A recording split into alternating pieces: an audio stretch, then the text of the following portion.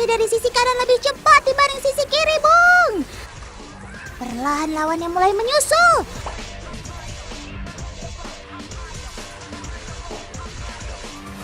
Dan pemenangnya adalah Otan.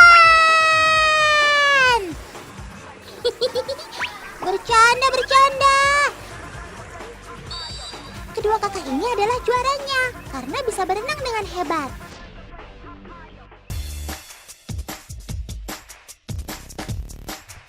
Oh iya, kalian tahu nggak gaya apa yang tadi dilakukan oleh kakak-kakak ini? Ya, benar sekali. 100 buat kalian. Yang tadi itu adalah gaya katak atau bisa juga disebut gaya dada.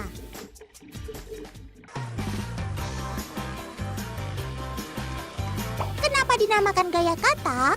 Karena saat berenang, gayanya sama persis ketika katak sedang berenang, teman. Dari mulai gerakan kaki dan juga tangannya, coba sama-sama kita perhatikan ya.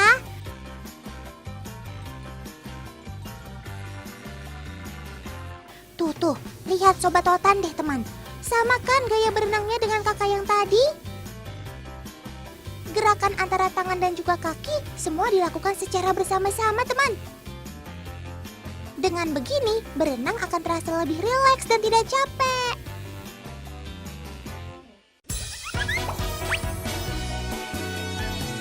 Betul sekali, Tan. Coba kalian perhatikan saat aku berenang ya. Tuh, lihat kan, Tan? Aku bisa berenang di bawah air dengan cepat dan senyap. Dengan begini, aku bisa menghindari predator dengan cepat ketika berada di dalam air.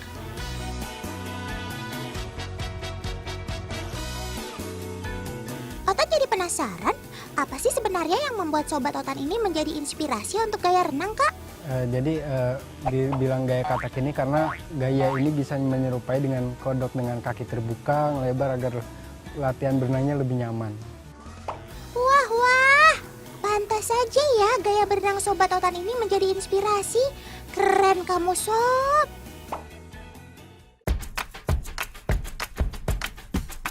Perkenalkan, aku adalah kodok sawah. Atau dalam bahasa ilmiahnya, Faecervaria cancriflora.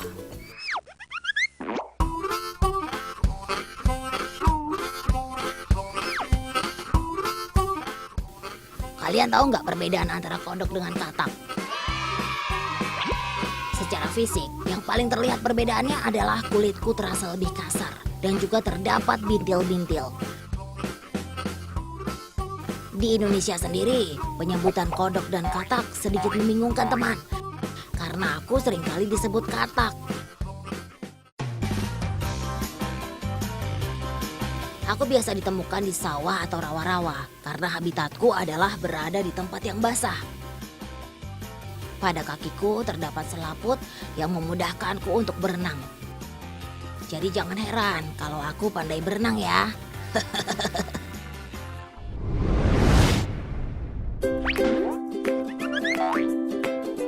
Teman, sekarang kita lomba-lompat kodok yuk. Nanti siapa yang kodoknya bisa sampai ke garis finish duluan, dialah pemenangnya.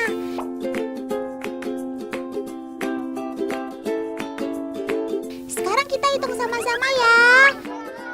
1, 2, 3.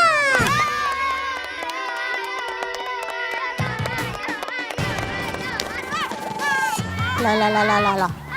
Ini kok malah pada kabur-kaburan ya? Aduh, Sob, kalian pada salah jalan tuh. Ayo, arahnya ke depan, bukan ke samping. Akhirnya, ada juga yang menang. Selamat, kamu jadi kodok tercepat dalam lomba ini.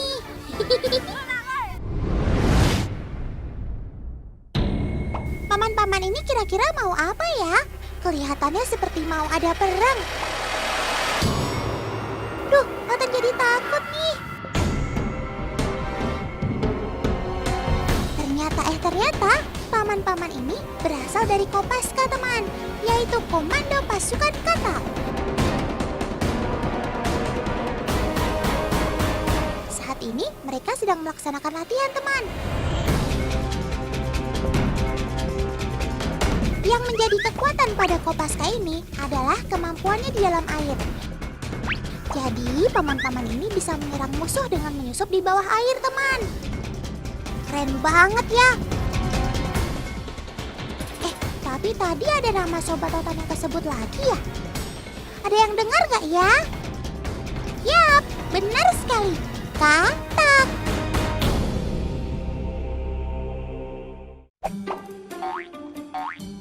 Daripada malu bertanya sesat di laut, di jalan, mending kita tanya langsung yuk sama ahlinya. Paman, sebenarnya apa sih yang diadopsi dari katak untuk pasukan khusus ini? Sebenarnya Kopaska itu pada umumnya adalah perenang tempur. Jadi kalau Kopaska itu pasti dia salah satu kelengkapannya adalah kaki katak itu, Oktan. Jadi air itu adalah media utama dari Kopaska. Di samping itu juga kalau kita lihat katak itu kan binatang amfibi ya, hidup di dua alam. Nah demikian juga dengan Kopaska. Dia harus bisa melaksanakan tugas-tugas di media-media yang berbeda.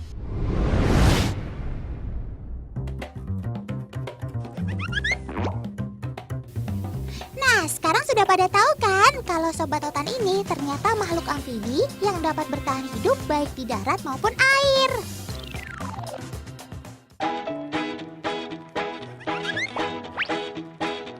Oh ya Tan, ketika berenang aku bisa nyaris tidak mengeluarkan suara loh, alias senyap. Nah ini yang dilakukan juga oleh paman-paman, sehingga bisa menyusup ke tempat musuh tanpa harus ketahuan. Selain itu, aku juga bisa lincah di darat karena dapat melompat dengan cepat. Begitu juga dengan Kopaska yang lincah ketika sedang menyergap musuh di darat. Duh, keren banget sih paman-paman ini. Otan kepengen jadi Kopaska kalau lihat langsung kayak begini. Membela kebenaran dan menolong yang lemah. Akulah si Otan. Cocok banget kan teman?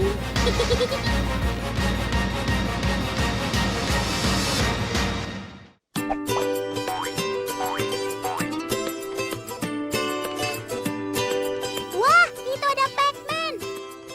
Dia kan si rakus yang doyan banget makan. Sama kayak di video game.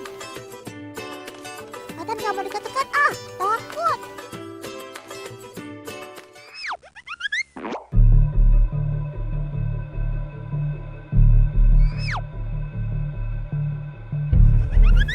Sob, itu ada makanan kesukaan kamu tuh. Tapi tolong, jangan dimakan ya, karena itu masih terlalu besar.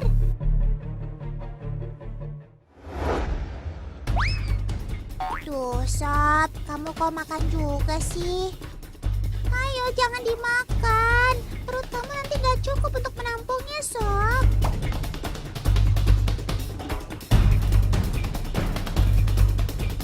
Tenang saja Tan, aku bisa melahap makanan sampai sebesar ukuran tubuhku. Nanti secara otomatis perutku akan menyesuaikan dengan besarnya makanan. Jika aku makan makanan yang seukuran tubuhku, aku bisa melahapnya dalam waktu kurang lebih setengah jam, Tan.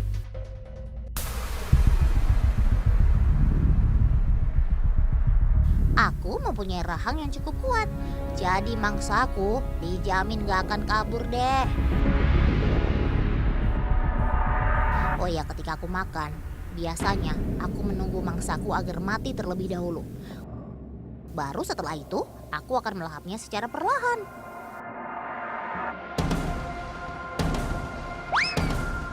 Oh iya teman, sobat Totan ini jika sudah makan banyak seperti ini, bisa-bisa makan lagi setelah seminggu kemudian. Duh, kenyangnya lama banget ya sob.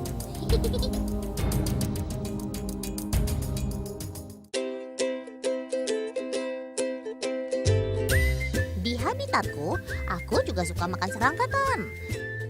Biasanya jika ada serangga, aku tidak melakukan gerakan sama sekali, Tan. Tujuannya adalah untuk mengelabuhi musuhku. Kemudian, jika Jika mangsaku lengah, dalam sekejap aku langsung menerkamnya dengan mulutku. Kecepatan inilah yang menjadi andalanku ketika memangsa serangga.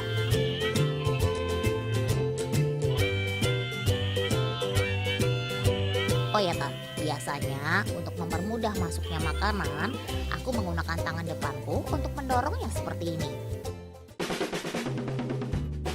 Selain menangkap mangsa dengan cepat, sobat totan ini juga terkadang menangkap mangsa dengan menggunakan lidahnya, teman. Lidahnya menjulur menuju mangsanya, lalu air liurnya berfungsi sebagai perekat agar mangsanya tidak mudah kabur. Biasanya, Pac-Man menggunakan teknik ini jika mangsanya terlalu jauh atau jika sulit ditangkap. Pac-Man ini merupakan kodok yang berasal dari Amerika Selatan.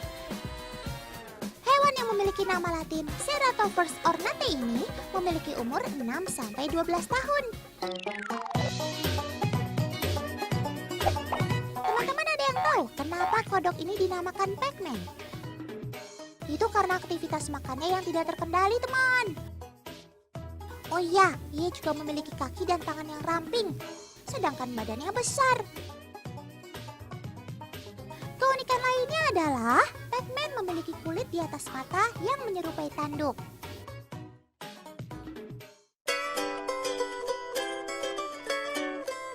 Teman, memelihara kodok memang sedikit terdengar asing bagi kita ya. Tapi ternyata banyak kok yang menjadikan Pac-Man ini sebagai hewan peliharaannya. Nah, jika mau memeliharanya, ada beberapa hal yang harus dipersiapkan. Seperti akuarium, tanah, rumput kering, ranting-ranting pohon, kemudian tempat air yang cukup besar.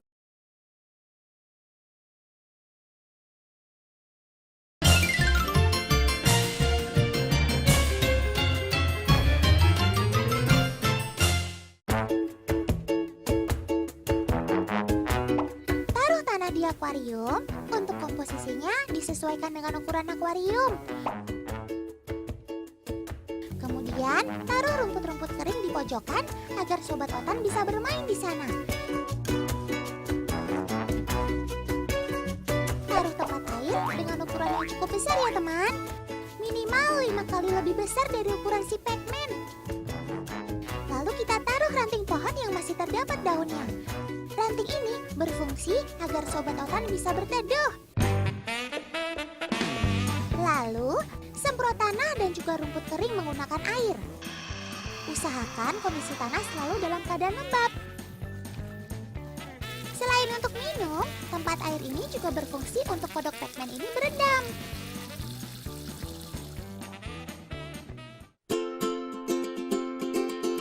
Satu lagi nih yang gak boleh ketinggalan teman. Kita harus beri lampu penerang ya. Tapi bukan sembarang lampu ya teman. Tapi lampu yang bisa menghasilkan sinar UVA dan UVB. Karena si Pac-Man kita pelihara di dalam rumah, maka sinar matahari digantikan oleh lampu ini. Taruh lampu di pojok akuarium ya teman, supaya kalau kepanasan, sobat totan ini bisa pindah ke tempat yang lebih teduh.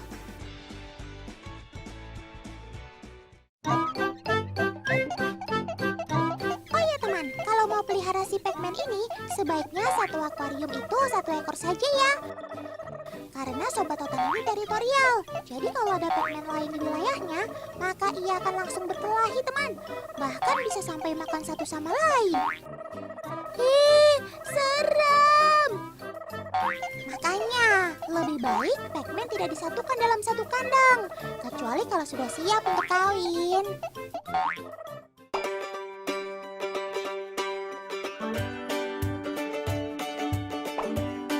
Kakak ini mau apa ya? Kok bawa sobat totan dan juga meteran? Totan jadi penasaran. Tenang Tan, aku dan kakak ini mau melakukan eksperimen tentang seberapa jauh loncatanku Tan. Di antara kodok dan katak, akulah yang mempunyai loncatan terjauh. Wah, sip deh kalau begitu. sekarang kita ukur dulu berapa panjang katak pohon ini ya, Kak. Ia ternyata memiliki panjang 8 cm.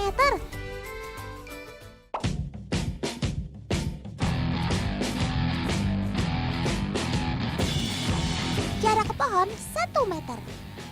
Oke, cek, Kak.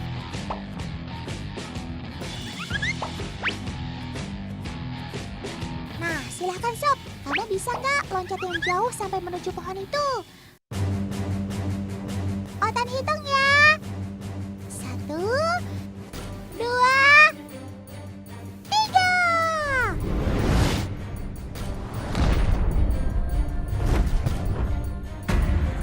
Wah, berhasil. Keren banget kamu, Sob. Loncatan kamu jauh juga ya. Kamu bisa melompat hampir 13 kali dari tubuh kamu. Keren.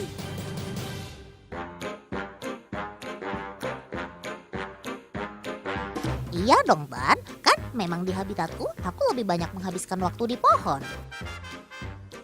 Lihat jari-jari kakiku yang fleksibel.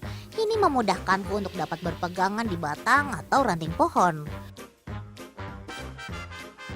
Jadi saat aku mau berpindah dari satu pohon ke yang lainnya, harus mempunyai loncatan yang jauh. Ini juga yang menjadi pembeda antara aku dengan kodok, Tan.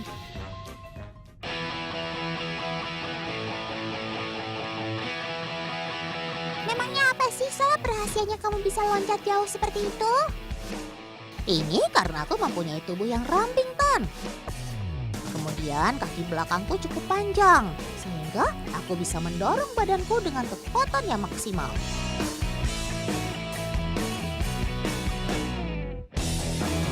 Biasanya sebelum meloncat, aku akan mengambil ancang-ancang seperti ini, Tan. Selain untuk mengukur jarak, aku juga memperhatikan objek di mana aku akan mendarat.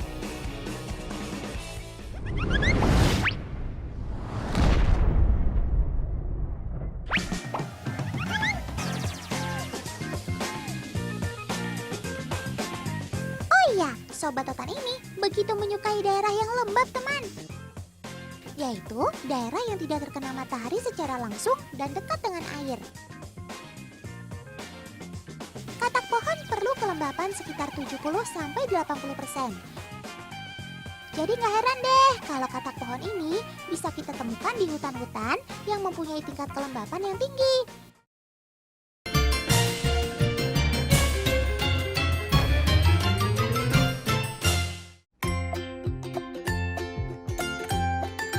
Katak pohon biasanya memakan serangga yang berada di sekitarnya, teman. Sobat Otan ini merupakan makhluk nokturnal, yaitu lebih aktif pada malam hari. Dan ia lebih suka hidup sendiri daripada berkelompok. Katak pohon bisa tumbuh hingga mencapai ukuran 10 cm.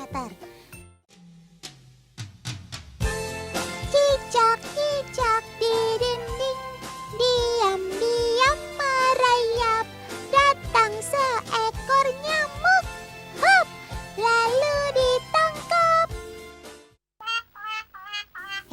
Tapi ini kok bukan cicak ya? Tapi malah kodok yang menempel di kaca.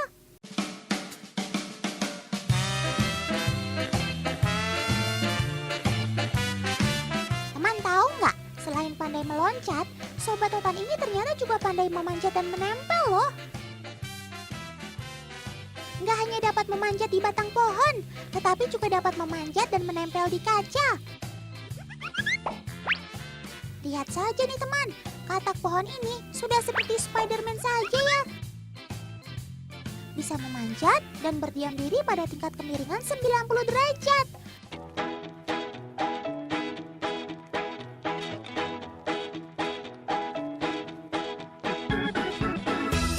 Bahkan dengan media yang licin seperti kaca pun, Sobat Otan ini tetap bisa memanjatnya. Duh Sob, nggak ada gunung, kaca pun kau daki. Luar biasa. Sob, kasih tahu rahasianya dong. Kenapa kamu bisa memanjat dan menempel walau dengan media yang licin seperti ini?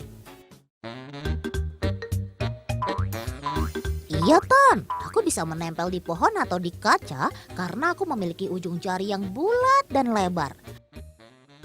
Terdapat juga lapisan yang lengket di ujung jari-jari tangan dan kakiku, sehingga memudahkanku untuk menempel. Selain itu, aku juga bisa menyeimbangkan tubuhku saat memanjat atau berdiam diri, sehingga aku tidak terjatuh, Tan. Mantap deh Sob.